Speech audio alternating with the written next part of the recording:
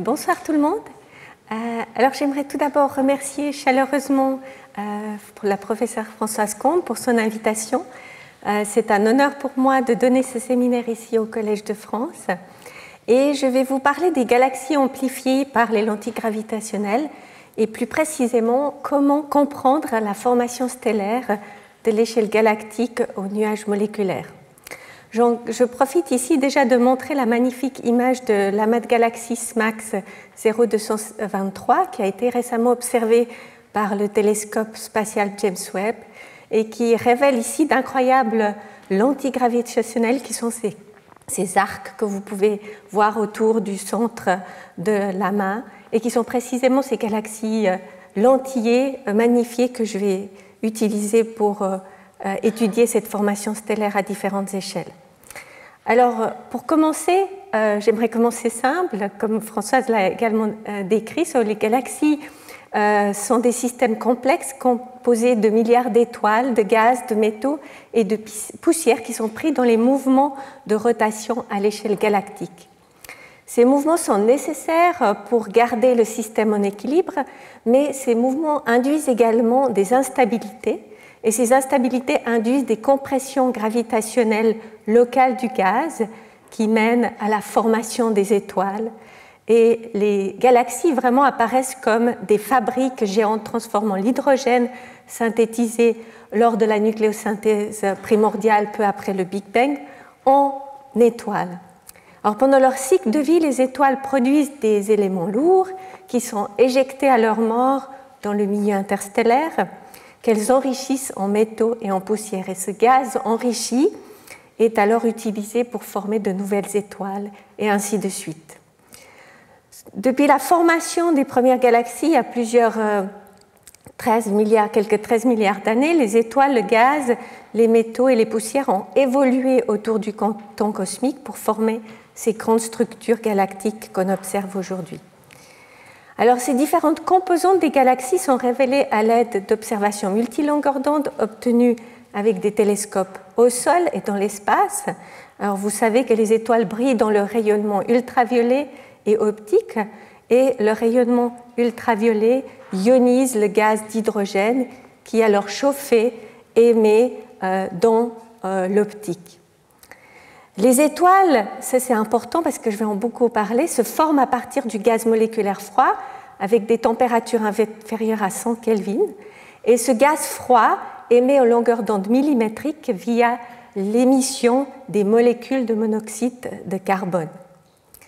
Et d'énormes réservoirs de gaz neutre sont révélés par l'émission radio de l'hydrogène atomique à 21 cm. Donc ici, vous avez la comparaison à gauche en bas d'une galaxie qu'on voit aux longueurs d'onde optique, et c'est la même galaxie qu'on observe justement en radio à 21 cm. Et vous voyez, c'est la même échelle spatiale, mais vous voyez que les réservoirs en H1 sont vraiment colossaux.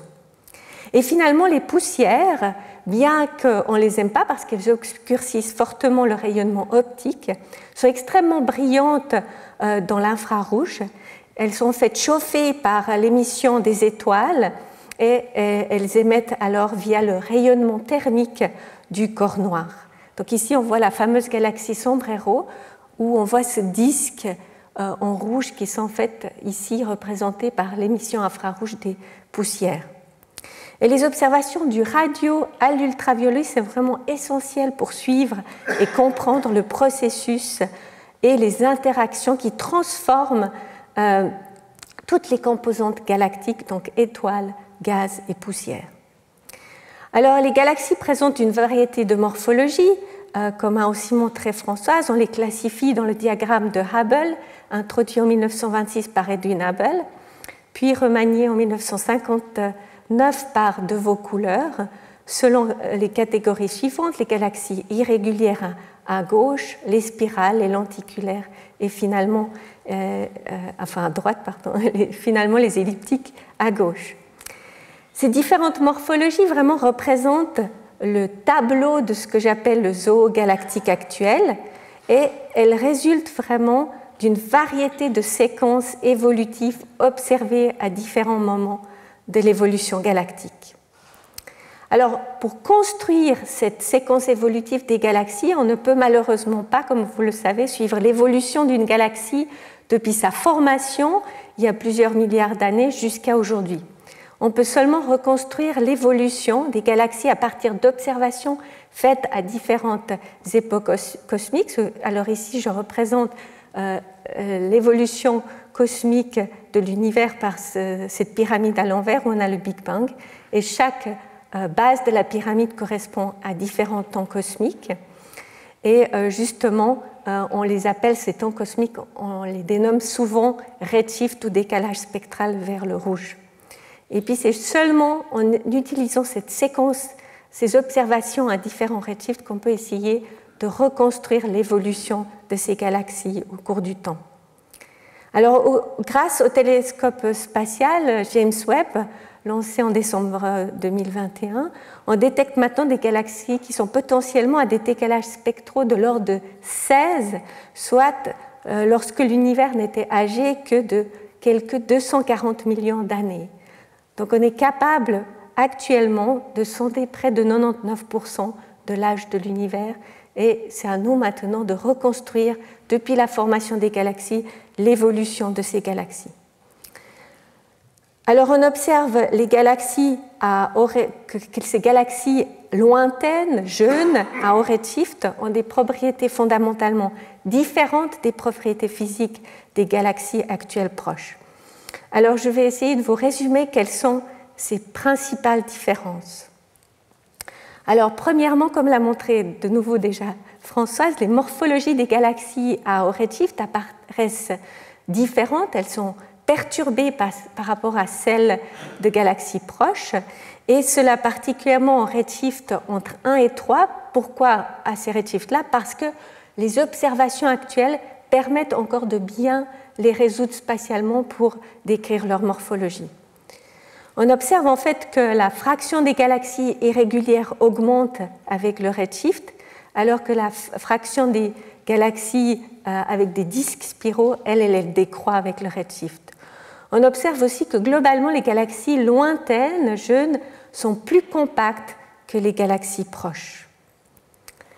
Deuxièmement, et ça c'est vraiment un élément important, on voit que les galaxies à haut redshift ont des taux de formation stellaire plus élevés. Alors, le taux de formation stellaire est défini comme le nombre d'étoiles que la galaxie forme par année et je vais l'appeler SFR pour Star Formation Rate.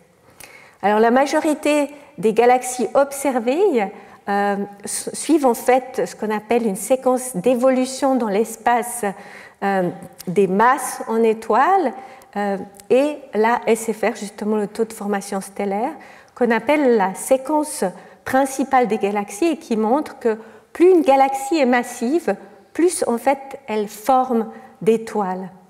Et on observe d'autre part que cette séquence principale reste valable jusqu'à des redshifts de 6, donc lorsque l'univers n'était âgé que de 1 milliard d'années. Et ce qui est important, c'est que la normalisation de cette séquence principale augmente avec le redshift, de sorte que pour une masse d'étoiles donnée, les galaxies à haut redshift ont des taux de formation stellaire encore plus élevés. Et cela, en fait, corrobore avec l'augmentation rapide de la densité, cette fois-ci cosmique, de la SFR, depuis le Big Bang jusqu'à quelques 3,3 milliards d'années, soit redshift de 2, pour atteindre un pic à ce moment-là, et qui, depuis cette époque, cette densité de taux de formation stellaire décroît jusqu'à aujourd'hui. Mais cela montre que pratiquement la moitié des étoiles ou de la masse stellaire de l'univers a déjà été formée vers le redshift entre 1 et 2. L'autre propriété essentielle de ces galaxies à haut redshift, ce sont leurs masses moléculaires qui sont très élevées. On observe que la masse de gaz moléculaire par rapport à celle de la masse stellaire domine à partir de redshift 2, de sorte que les galaxies à ces hauts redshifts sont vraiment riches en gaz moléculaire servant à la formation d'étoiles. Et l'augmentation de la masse moléculaire dans les galaxies semble ralentir à partir du redshift 3. Là aussi, il en résulte que cette fois-ci, la densité cosmique du gaz moléculaire semble avoir une évolution similaire au cours du temps cosmique que la densité cosmique du taux de formation stellaire, avec aussi un pic autour du redshift 2. Donc cela montre vraiment la parité entre le contenu en gaz ou le matériel de gaz nécessaire à la formation en étoiles dans les galaxies. Alors, les changements observés dans le contenu en gaz, le taux de formation stellaire et la morphologie des galaxies au cours du temps cosmique sont vraiment trois piliers fondamentaux pour comprendre cette évolution galactique. Alors, le gaz moléculaire froid est, comme je l'ai déjà dit, le carburant pour la formation stellaire. Le taux de formation stellaire trace le processus de formation stellaire qui mène vraiment à l'édification de la masse stellaire et des métaux et des poussières des galaxies. Elle induit également des jets, ou ce qu'on appelle des outflows en anglais, de gaz enrichis en éléments lourds dans le milieu interstellaire et intergalactique. Et finalement, la morphologie perturbée indique vraiment l'organisation phénoménologique de la matière baryonique à l'échelle galactique. Et le réservoir de gaz moléculaire joue vraiment le rôle essentiel dans le processus à la fois de formation stellaire et il est aussi responsable de la morphologie perturbée des galaxies. Alors, il est cependant pas totalement clair comment les galaxies parviennent à assembler, comment elles se sont assemblées pour acquérir leur grand réservoir de gaz et pour avoir de tels taux de formation stellaire élevés. Alors, il y a deux scénarios principaux qui ont été proposés jusque-là. Premièrement, une augmentation du taux de galaxies en collision à haut redshift qui pourrait induire des sursauts de formation stellaire dans les galaxies jusque-là passives, comme c'est illustré sur ces différentes images. Et l'autre scénario, illustré ici par cette image artistique, est une accrétion élevée du gaz froid à partir du réseau de filaments cosmiques qui pourrait induire des hautes densités de gaz et donner lieu à plus de taux de formation stellaire dans les galaxies. Alors, les taux de formation stellaire élevés alors induisent dans certaines galaxies des jets, comme indiqué sur la figure, ou des outflows, mais globalement, ce qui est important, c'est que c'est ces espèces d'accrétions qui pourraient remplir le réservoir des galaxies en gaz. Dans le deuxième scénario, les galaxies sont en fait des systèmes en quasi-équilibre, avec la formation stellaire régulée par le réservoir de gaz disponible qui est constamment justement réapprovisionné par l'accrétion cosmique, modulé d'éventuels outflows qui éjectent le gaz dans le milieu intergalactique. Et pour contraindre l'un ou l'autre scénario, dans la suite de mon séminaire, je vais vous décrire comment en fait la morphologie des galaxies à haut redshift peut apporter une contrainte importante à l'un ou à l'autre de ces scénarios. Alors, comme je l'ai déjà introduit, les galaxies à haut redshift présentent des morphologies perturbées. Et pourquoi sont-elles perturbées? Comme illustré sur ces figures ici du télescope Hubble Space Telescope, on voit que près de 60% des galaxies à redshift 2 ont ce qu'on appelle des clumps brillants, très très brillants dans l'ultraviolet, qui sont imprimés sur la morphologie sous-jacente de ces galaxies. Ces clumps sont en fait des régions de formation stellaire très brillantes. Et ces clumps brillants dans l'ultraviolet semblent vraiment être omniprésents dans les galaxies entre les redshifts de 1 et 3.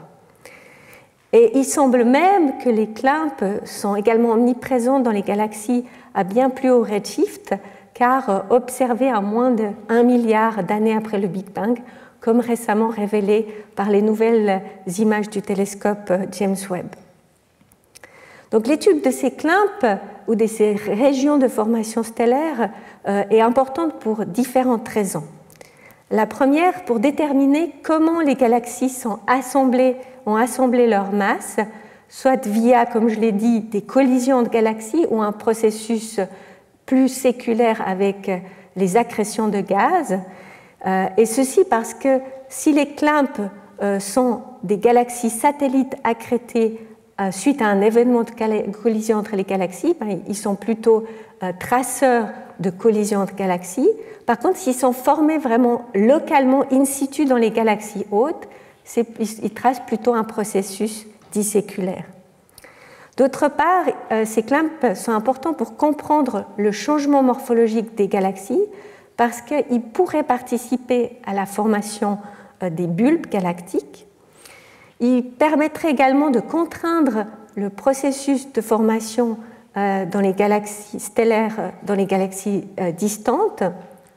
Et plus précisément, on pourrait, grâce à ces régions de formation stellaire, comprendre si le processus de formation stellaire est invariant au cours du temps cosmique à l'échelle des nuages moléculaires eux-mêmes. Et finalement, ces clamps sont importants également pour évaluer le rôle et la force de la rétroaction ou du feedback stellaire. Et on pourrait étudier si ces clamps contribuent au feedback stellaire au niveau galactique et éventuellement même à ce qu'on appelle la rionisation de l'univers, donc qui est ce moment où l'univers d'abord est totalement neutre pour devenir ionisé. Alors dans ce séminaire, je vais me concentrer sur l'édification de la masse des galaxies et sur le processus de formation stellaire des galaxies distantes. Alors, plusieurs observations en fait supportent actuellement que la plupart de ces clamps sont des amas d'étoiles formées in situ dans les galaxies hautes, plutôt que justement des galaxies satellites naines qui seraient accrétées lors des collisions entre galaxies. Et je vais vous décrire maintenant quelques-unes de ces observations qui soutiennent la formation in situ des clamps. Premièrement, c'est un travail dû à Shibuya et collaborateurs qui ont effectué l'analyse morphologique de près de 17 000 galaxies de l'héritage du télescope spatial Hubble, et ils ont pu mesurer l'évolution temporelle de la fraction des galaxies contenant au moins 2 clamps entre les redshifts 0 et 8, qui est montrée ici par la courbe bleue. Alors, ce qu'ils trouvent, c'est que cette fraction de galaxies avec des clamps suit une évolution temporelle comparable à celle de la densité cosmique du taux de formation stellaire, qui est la courbe noire, et par contre qui est en fait en désaccord avec l'évolution des collisions mineures en vert ici et les collisions majeures qui est ici en rouge. Donc on voit plutôt qu'on a un accord de la fraction des galaxies avec des clamps avec le taux de formation stellaire que les mergers. Deuxièmement, Shibuya et collaborateurs ont également montré que les galaxies qui contiennent les clamps sont caractérisées essentiellement par la présence d'un disque avec des indices de Cercic de 1, comme le montre aussi cette figure, où la figure montre en fait les distributions des indices Cercic des galaxies avec les clamps en rouge, en comparaison avec les galaxies sans clamps en noir, et où on compare différentes tranches de redshift et également différentes 2 tranches de masse stellaire. D'autre part, Elmegren et collaborateurs ont montré que les galaxies qui contiennent les clamps, qu'on regarde par la tranche, qu'on appelle aussi les chain galaxies, comme vous a parlé Françoise, ont des épaisseurs de leurs disques qui sont en fait comparables aux galaxies spirales sans clamps qui sont également vues par la tranche. Et ceci montre aussi que finalement les galaxies avec clamps n'ont pas des dispersions plus élevées vues par la tranche par rapport aux galaxies spirales. Et finalement, lorsqu'on regarde cette fois-ci la cinématique des galaxies entre redshift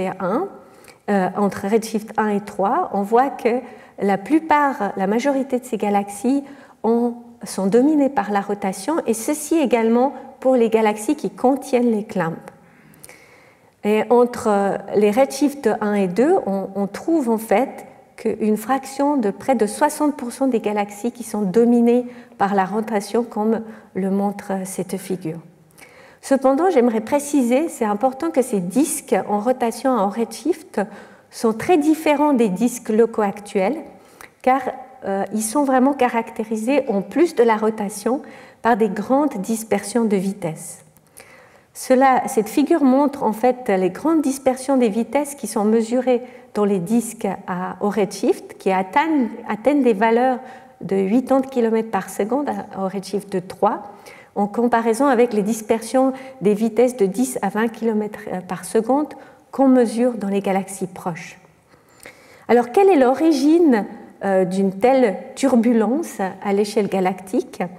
Alors, on n'a pas une réponse précise pour le moment, mais elle pourrait provenir soit du feedback stellaire, c'est-à-dire cette répercussion des étoiles avec leur vent stellaire et aussi leur explosion en supernova pour les étoiles les plus massives, ou alors soit des perturbations gravitationnelles qui sont produites par exemple par des fractions de gaz moléculaires élevées, de l'instabilité dans les disques galactiques qui seraient induites par justement cette accrétion cosmique ou par des collisions mineures entre galaxies. Alors actuellement, il y a un consensus qui favorise une origine de la turbulence gravitationnelle produite par justement l'accrétion de gaz, car le feedback stellaire ne semble pas être suffisamment fort pour produire ces dispersions des vitesses élevées qu'on observe dans les galaxies à haut redshift. Alors si on assume cela, il en résulte, selon le critère de stabilité de Toomre, on peut en fait exprimer la turbulence gravitationnelle, ici sigma, selon cette équation-là, où en fait Vrot est la vitesse de rotation, F gaz est la fraction de gaz moléculaire et Q est le paramètre critique de Toomre pour un disque fin quasi stable. Et en fait, lorsque Q égale 1, si on injecte maintenant les mesures qu'on a pour la fraction de gaz moléculaire en fonction du redshift dans cette équation, on trouve qu'en fait, on reproduit parfaitement ici en gris l'évolution des dispersions de vitesse. Donc cela vraiment corrobore une origine pour la turbulence gravitationnelle. D'autre part, ce qu'on observe également, c'est que ces disques des galaxies dominés par la rotation en redshift, ces disques-là sont vraiment marginalement stables, ayant des rapports de vitesse de rotation sur les dispersions des vitesses qui approchent 1 au redshift. Et cela suggère que ces disques galactiques peuvent facilement se fragmenter à cause justement de la grande turbulence qui induit l'instabilité dans les disques. Et cette fragmentation peut alors être à l'origine de la formation des nuages moléculaires où vont se former par la suite les clumps d'étoiles qu'on observe dans l'ultraviolet.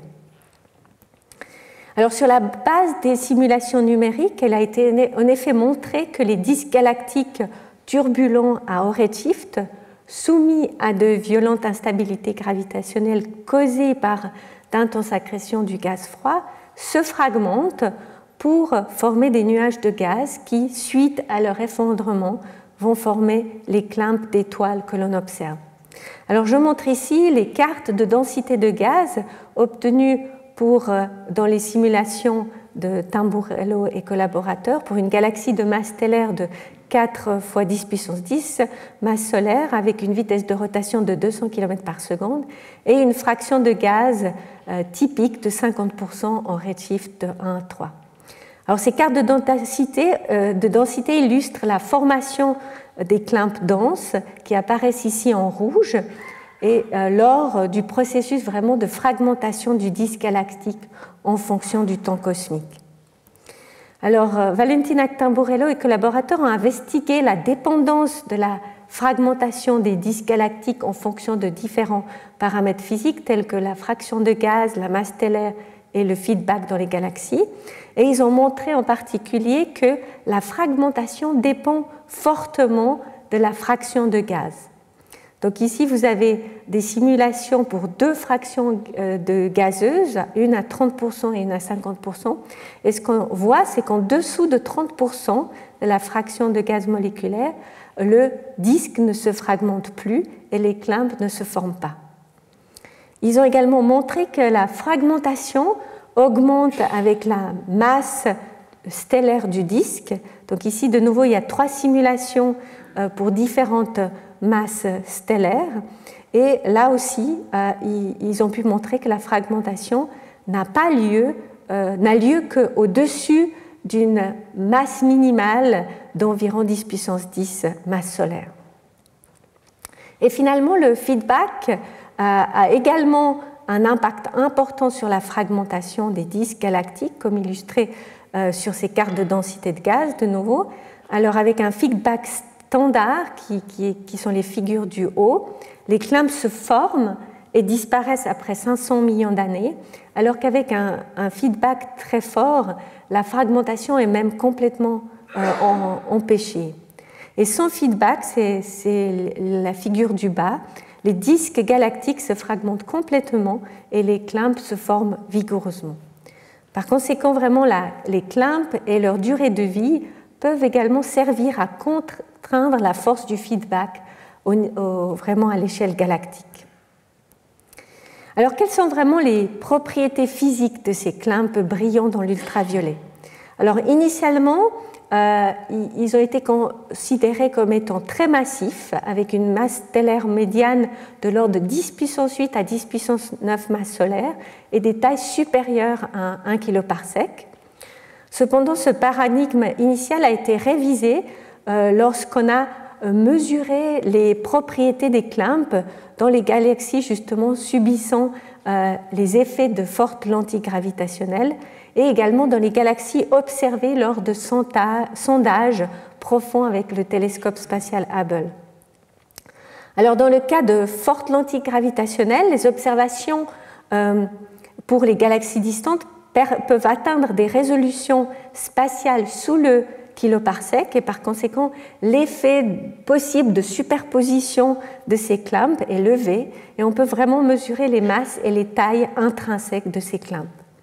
Avec des observations profondes de galaxies distantes, on lève également le biais observationnel envers les clumps de faible masse. Et ce qu'on a pu obtenir, c'est que la compilation vraiment des clumps dans les galaxies magnifiées par les lentilles gravitationnelles, montrées ici par l'histogramme vert, et dans les galaxies du Hubble Ultra Deep Field, montrées ici par l'histogramme rouge, montre que la distribution de la masse stellaire des clumps est vraiment décalée d'un facteur 100 vers des masses stellaires plus faibles que ce qu'on a pu obtenir initialement, atteignant alors une médiane de l'ordre de 10 puissance 7 masses solaires et aussi des tailles plus faibles que 500 parsecs. Alors ces masses révisées sont également en très bon accord avec justement ce qui est prédit par les simulations numériques de la fragmentation des disques, illustrées ici en bleu. Alors récemment, les nouvelles images du télescope spatial James Webb permettent d'atteindre des résolutions spatiales et des sensibilités encore meilleures par rapport à celles du télescope Hubble. Et on a pu vraiment récemment montrer que la distribution des masses des clumps dans les galaxies magnifiées par les lentilles gravitationnelles, dans ce magnifique Amas Max 0723 que je vous ai montré au début, qu'en fait la médiane des masses stellaires de ces clumps est encore plus faible, atteignant quelques 10 puissance 6 masses solaires. Alors avec Angela Andamo, on a pu également obtenir des estimations de ce qu'on appelle la fonction de masse stellaire de ces clumps au redshift 1 à 3 et on a pu déterminer qu'elle suit une loi de puissance avec une pente de -2 et ceci est très important parce qu'une telle fonction de masse est vraiment caractéristique des amas d'étoiles et des régions d'hydrogène ionisé de notre galaxie et des galaxies proches qui résulte en fait de la formation hiérarchique des étoiles aux échelles spatiales allant du parsec au kiloparsec. Et une telle formation hiérarchique est attendue justement en présence de la fragmentation qui est induite par les effets de turbulence gravitationnelle. Donc on a là vraiment une jolie preuve de la formation in situ de ces clumps d'étoiles observées. Par contre, même avec l'amélioration des télescopes, grâce aux télescopes naturels des lentilles gravitationnelles, on observe toujours que la majorité des amas d'étoiles et des régions d'hydrogène ionisé des galaxies proches, montrées ici par l'histogramme jaune, ont toujours des masses stellaires 10 à 100 fois plus faibles que ces clumps d'étoiles à haut redshift. Donc vraiment, les clumps à haut redshift apparaissent comme des amas d'étoiles géants. Alors pour confirmer les propriétés physiques des clumps à haut redshift, j'ai étudié 2 galaxies à redshift 1 qui sont fortement magnifiées, qui est à gauche le serpent cosmique et à droite le système 1 de Abell 521. Donc ce sont 2 galaxies fortement amplifiées par l'effet de l'antigravitationnel et ce sont en fait des galaxies typiques à ces redshifts-là, dominées par la rotation. Elles ont des masses stellaires de l'ordre de 4 à 7 10 puissance 10 masses solaires, des taux de formation stellaire de 30 masses solaires par année et des fractions de gaz d'environ 20%. Les 2 galaxies ont des images multiples, toutes les 2 ont une contre-image au nord, isolée, qui a une magnification constante et qui montre en fait la morphologie réelle de la galaxie source. Et au sud, on a les images multiples qui forment des arcs où on a accès à la structure vraiment interne de la galaxie grâce aux facteurs de magnification élevés allant de 10 à 100 fois qui permettent vraiment de résoudre des tailles physiques de l'ordre de 30 à 100 parsecs dans ces 2 galaxies à redshift 1. Et les images du télescope Hubble montrent que les 2 galaxies contiennent vraiment des clumps brillants dans l'ultraviolet et on a pu détecter 21 clumps dans le Cosmic Snake et 17 dans Abell 521.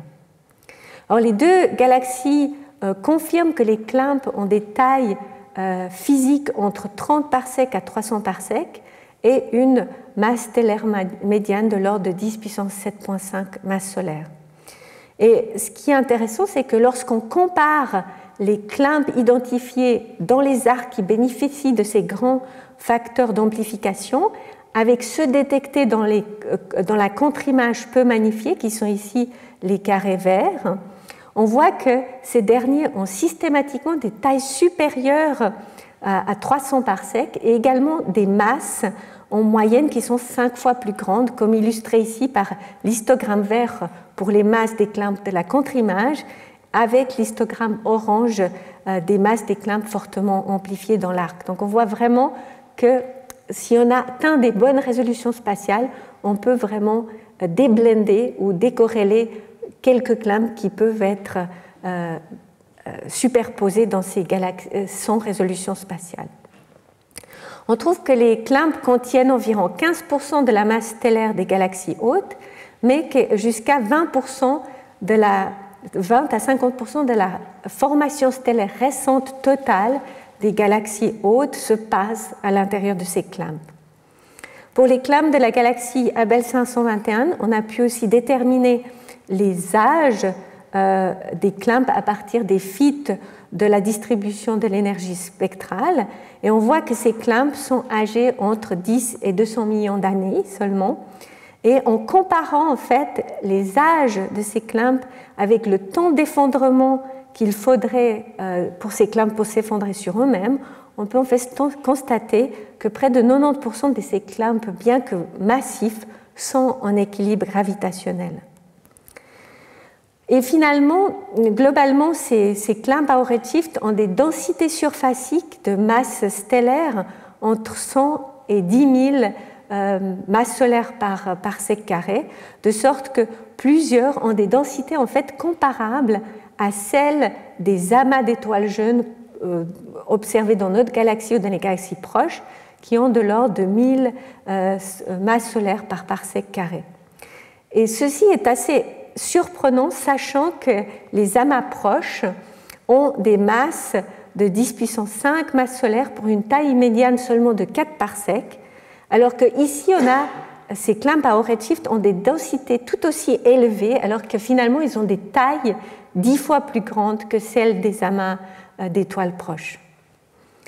Alors, pour un échantillon considérablement plus grand de ces clumps magnifiés qu'on a pu étudier justement dans les galaxies magnifiées par l'amas de galaxies SMAC 0273, on a pu même mettre en évidence une possible évolution de la densité de ces clumps avec le redshift, de sorte que les clumps à des redshifts supérieurs à 5 présentent des densités comparables même à ceux des amas globulaires, comme illustré ici sur cette figure où vous avez pour différents redshifts les distributions des densités de ces clumps avec les rouges, ceux qui sont à des redshifts supérieurs à 5.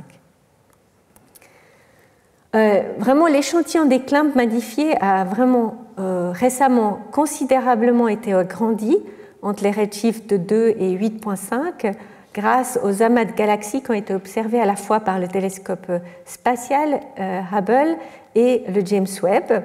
Et on a actuellement près de 166 clumps à redshift de 2 à 6.2 étudiés par le télescope spatial Hubble et près de 225 clumps en redshift 2 à 8.5 récemment avec le télescope James Webb. Alors je souhaiterais ici juste souligner, donc vous avez ici des figures qui montrent sur l'axe vertical la magnification en fonction soit du rayon des clumps, soit des masses. Et on voit clairement que les masses, et en particulier les rayons des clumps, décroissent en fait avec la magnification.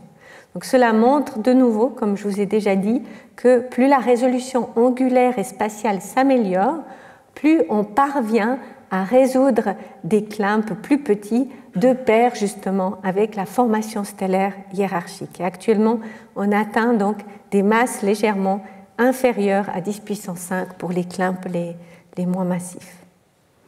Alors, y a-t-il une variation des propriétés de ces clumps en fonction de la distance galactocentrique?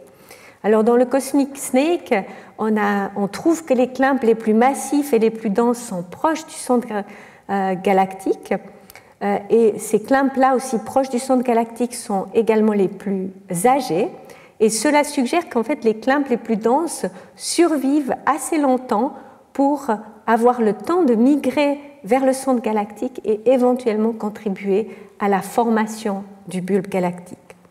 Cependant, dans l'autre galaxie, Abell 521, on n'observe pas une telle tendance avec la distance galactocentrique pour les clumps détectés, comme illustré pour ces figures où vous avez chaque figure qui correspond d'abord, qui montre la masse stellaire, la densité surfacique de masse, l'âge et finalement l'extinction. Et en fait, vous avez une color bar, une ligne de couleur qui vous permet de voir quelles sont les propriétés physiques de ces clumps à différentes positions de la galaxie. Et on ne voit pas cette tendance de clumps plus âgés, plus denses et plus massifs vers les centres galactiques pour cette galaxie.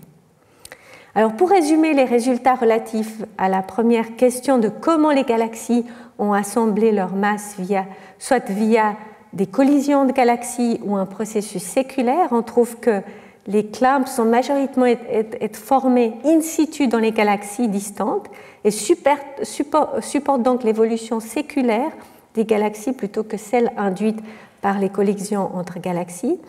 Et finalement, les clumps sont des amas d'étoiles géants avec des masses stellaires 10 à 100 fois plus élevées que les amas d'étoiles proches, mais avec des densités surfaciques de masse qui sont comparables, bien qu'étant 10 fois plus grands en taille. Alors la prochaine question à laquelle j'aimerais répondre, c'est est-ce qu'on peut détecter les nuages moléculaires qui ont donné naissance à ces clumps, à ces amas d'étoiles à haut redshift? Alors comme vous le savez, les étoiles se forment en amas à partir de la compression des nuages moléculaires géants, appelés aussi Giant Molecular Cloud, GMC, c'est pour ça que je vais souvent les appeler GMC. Et ces nuages moléculaires typiques des galaxies proches ont des masses de l'ordre de 10 puissance 4 à 10 puissance 7 masses solaires et des rayons entre 5 et 100 parsecs. Alors atteindre de telles échelles spatiales et de telles masses dans les galaxies distantes présente vraiment un défi, même pour les observations avec les télescopes les plus puissants actuels. Et pour illustrer ce défi observationnel, je vous montre ici la magnifique galaxie proche Whirlpool, où les contours gris correspondent à l'émission CO qui nous permet de tracer le gaz moléculaire froid des galaxies. ici obtenue à une résolution spatiale de 40 parsecs, utilisée pour justement détecter ces nuages moléculaires géants. Et cette résolution correspond au petit cercle ici en bas à gauche.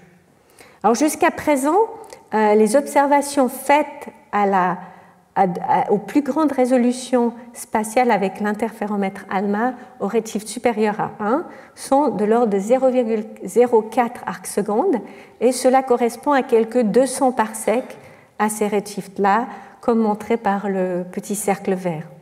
Et des résolutions meilleures que 100 parsecs, montrées par le cercle gris, sont uniquement accessibles avec l'aide justement de l'effet de forte lentille gravitationnelle.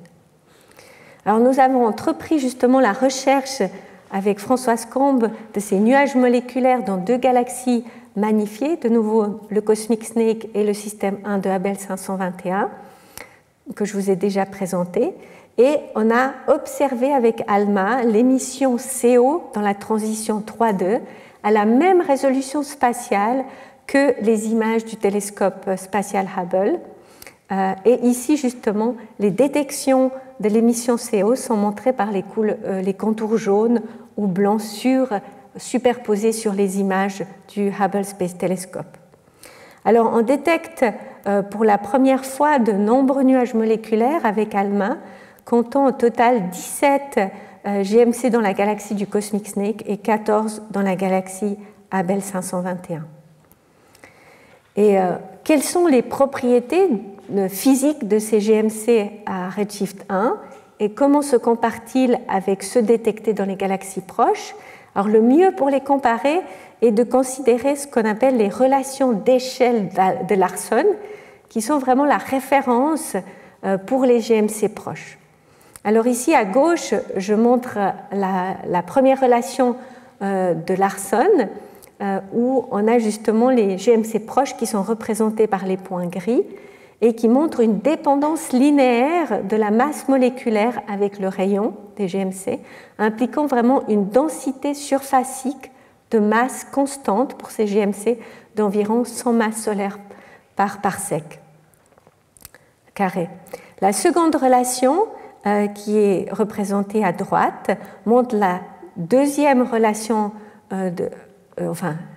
la seconde relation est représentée à droite, montrant la dépendance des dispersions des vitesses des GMC proches avec le rayon, qui en fait calibre la densité de masse moléculaire des GMC en équilibre du virial. Et ce qu'on observe, c'est que les GMC des galaxies à redshift 1, qui sont représentés ici par les croix rose et orange, sont en fait décalés de ces relations de Larson. Et ce qu'on observe, c'est qu'ils ont des masses moléculaires plus élevées d'un facteur de 100 et des densités surfaciques de masse plus grandes d'un facteur 10.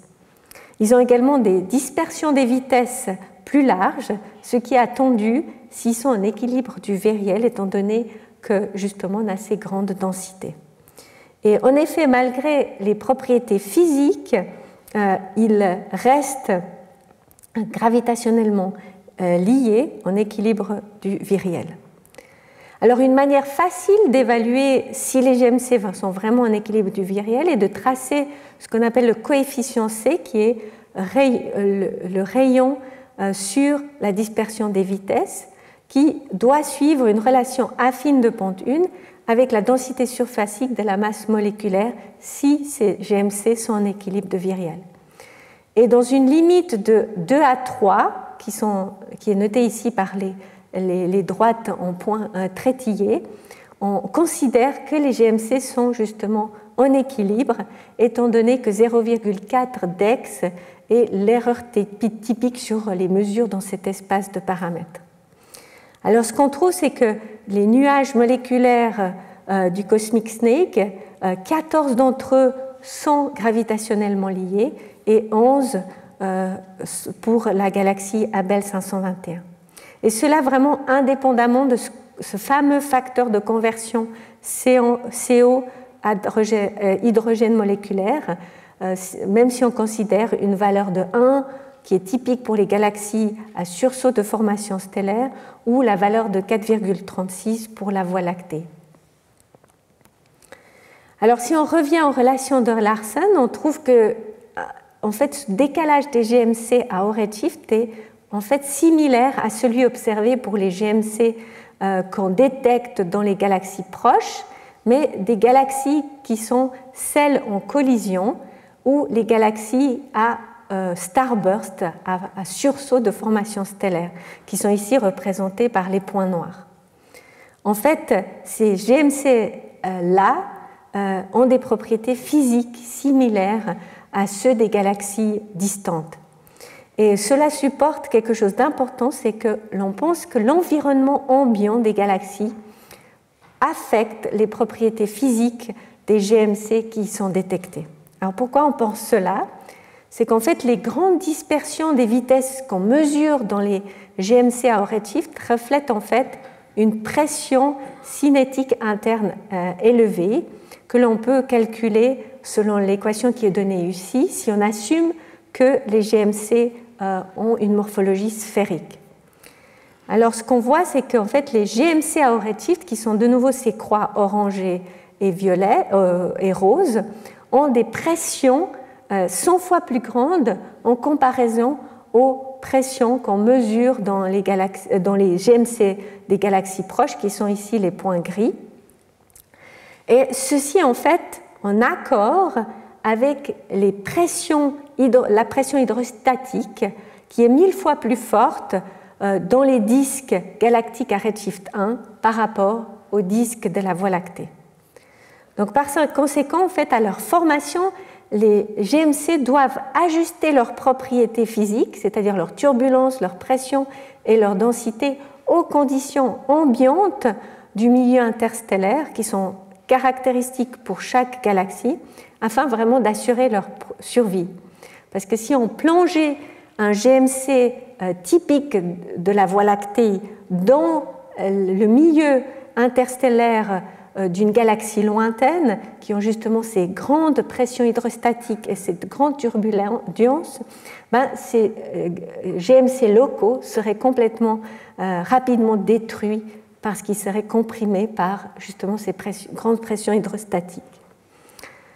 Donc vraiment, les conditions ambiantes du milieu interstellaire expliquent pourquoi en fait les GMC dans les galaxies distantes sont si massifs et si denses, et pourquoi aussi ils forment des amas d'étoiles massifs. Alors pour rebondir sur ce point, j'aimerais justement vous montrer qu'on peut, grâce à la détection à la fois des GMC et des amas d'étoiles dans une même galaxie à une même résolution spatiale, on peut vraiment mesurer l'efficacité de formation stellaire des GMC à grand redshift et déterminer si cette formation stellaire, à l'échelle des nuages moléculaires, est invariant ou pas au cours du temps cosmique. Alors les histogrammes ici de gauche comparent les distributions de masse des GMC et des climbs ultraviolets dans les deux galaxies magnifiées que je vous ai présentées. Et cette comparaison de masse permet d'estimer l'efficacité de formation stellaire de la même manière que ce que l'on fait dans les galaxies proches, selon l'équation suivante, où justement l'efficacité de formation stellaire est le ratio entre la masse stellaire des amas qu'on observe divisé par la masse stellaire des amas plus la masse moléculaire des GMC. Et en fait, sous l'hypothèse, qui est une hypothèse importante, que les GMC qu'on identifie dans les galaxies lointaines sont vraiment représentatifs des nuages moléculaires où se sont formés les climbs ultraviolets que l'on observe, on trouve qu'en fait ces GMC à haut redshift ont des efficacités de l'ordre de 30%, et ceci est bien plus supérieur aux valeurs de moins de 6% qui sont rapportées pour les GMC proches. Alors comment peut-on expliquer une telle augmentation de l'efficacité de formation stellaire? Alors les GMC à haut redshift sont également fortement supersoniques, avec des nombres de Mach qui sont 10 fois plus élevés que dans les GMC proches. Et une telle turbulence supersonique qui est accrue peut impliquer en fait une grande efficacité de formation d'amas, d'étoiles, car on s'attend à ce que les amas se forment vraiment par compression gravitationnelle qui résultent des chocs dus aux fluctuations de densité qui sont générées par la turbulence supersonique à l'intérieur des nuages moléculaires. Et en fait, une efficacité de formation stellaire élevée dans les galaxies à haut redshift est consistante avec les récentes simulations numériques de Grudich et collaborateurs qui prédisent une dépendance de l'efficacité avec la densité surfacique de la masse moléculaire des GMC, comme montré sur cette figure. Et on trouve que les mesures pour les galaxies du Cosmic Snake et Abell 521 sont en très bon accord avec justement ces positions prédites dans cet espace efficacité versus densité. Alors cela suggère que l'efficacité de formation stellaire des GMC n'est pas invariante au cours du temps, mais pourrait être plus élevée dans les premières phases évolutives des galaxies. Et cela pourrait en fait expliquer les taux de formation stellaire élevés qu'on observe dans les galaxies lointaines. Alors pour confirmer ces résultats, on va obtenir au printemps prochain des observations avec le télescope spatial James Webb pour observer cette fois-ci les clumps d'étoiles, non pas par l'émission en continu ultraviolet, mais cette fois-ci en émission H-alpha, qui va nous permettre vraiment de tracer les amas d'étoiles les plus jeunes avec des âges inférieurs à 10 millions d'années. Et on pourra ainsi mieux connecter vraiment la formation d'étoiles avec les nuages moléculaires qu'on observe. Donc ça va nous permettre de mieux contraindre l'efficacité de formation stellaire et également on pourra contraindre les temps de vie des GMC selon les modèles développés par Cruyssen et Langmore qui ont développé en fait un modèle statistique qui se base sur la décorrélation du gaz et des étoiles jeunes à petite échelle. Donc pour résumer cette deuxième partie sur la compréhension du processus de formation stellaire dans les galaxies distantes, on trouve que les nuages moléculaires dans les galaxies à haut redshift sont beaucoup plus massifs et plus denses que les GMC des galaxies proches, et cela pourrait être dû aux conditions ambiantes du milieu interstellaire qu'on observe dans ces galaxies lointaines qui présentent des fortes pressions hydrostatiques, des turbulences et des densités très élevées. Et finalement, une efficacité de formation stellaire de l'ordre de 30% semble être mesurée dans ces nuages moléculaires à redshift 1, suggérant que le processus de formation stellaire peut changer au cours du temps cosmique et cela pourrait être à l'origine des taux de formation stellaire élevés qu'on observe dans les galaxies distantes. Voilà, et je vais m'arrêter là. Merci.